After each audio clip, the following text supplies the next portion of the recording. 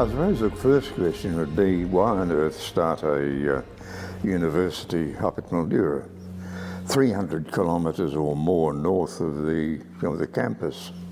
I think the main reasons would have been, firstly, as the war ended, there was a great revival and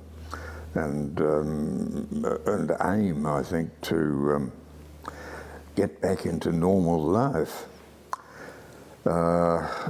which meant there were a lot of more students than usual applying for university courses. Also, the main driver really would have been the number of ex-servicemen coming back under the rehabilitation scheme. There were some very interesting personalities. Some had been through a lot. Some who were almost post-traumatic. An ex-RAF pilot with a badly burnt face had the so-called hurricane rash. Very light term for a terrible condition, mainly because with the Hurricane aircraft, they were very good fighters, but one problem was there was a petrol tank in front of the cockpit, and if that caught alight, as you can imagine, trying to get out through a sheet of flame caused some awful burns, and his face was very, very deformed. He was a very brave person, and we all admired him a lot. Mildura itself was probably chosen because it was quite a good venue. It had been an Air Force training base, probably with, I would imagine, something like 2,000 population of soldiers in all, and quite extensive airfield, of course, several hangars, very big administration laboratories, lecture rooms, so that it actually adapted quite well. It was interesting going up there as a first-year student. There were still a few aircraft wrecks, or the remains of the wrecks, or parts that hadn't been salvaged, distributed around in the bush. Obviously, rather bad landings that had occurred. Even, I remember a couple of students digging up a wing machine gun, very proudly bringing it back to their student quarters. Why? Who knows?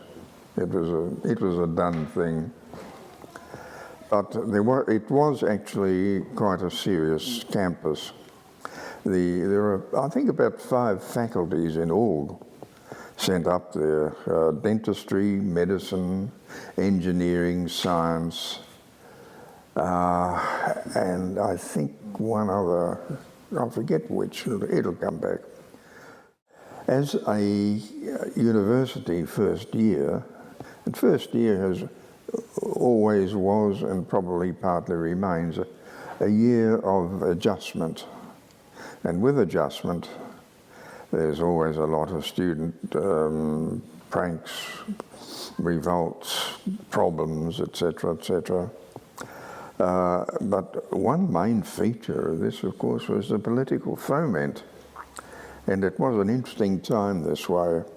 Several reasons for this. One was the beginnings of what was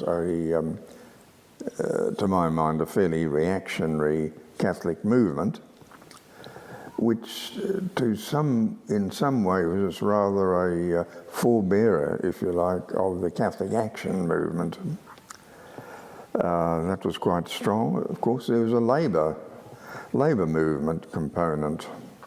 I know, coming of a fairly radical family, I naturally went to this. There were some very interesting people, some highly intelligent youngsters who were quite literate in politics. One of those, of course, was the sons of European Jewry, coming from Warsaw or from Holland, various other areas, escaping from the German invasion, and these being the sons of what had been fairly well-educated middle-class parents, they also were quite literate in terms of politics and certainly a little more realistic. What it all boiled down to, and politics of course was only part of the concern of the place, but there was quite a foment.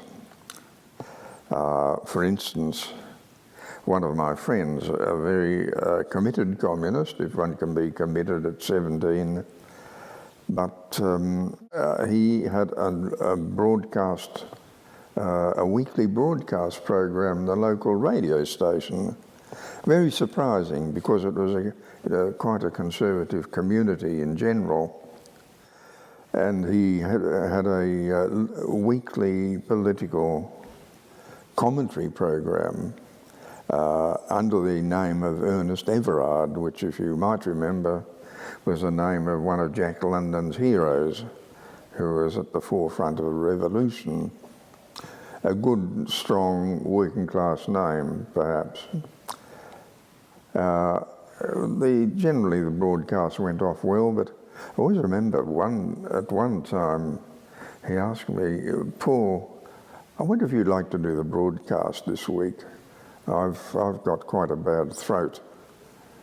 It seemed a little bit odd the first time he'd asked me, and it might have been a bit out of my comfort zone, but I was prepared to do it. But I thought I'd just nose a little bit around first.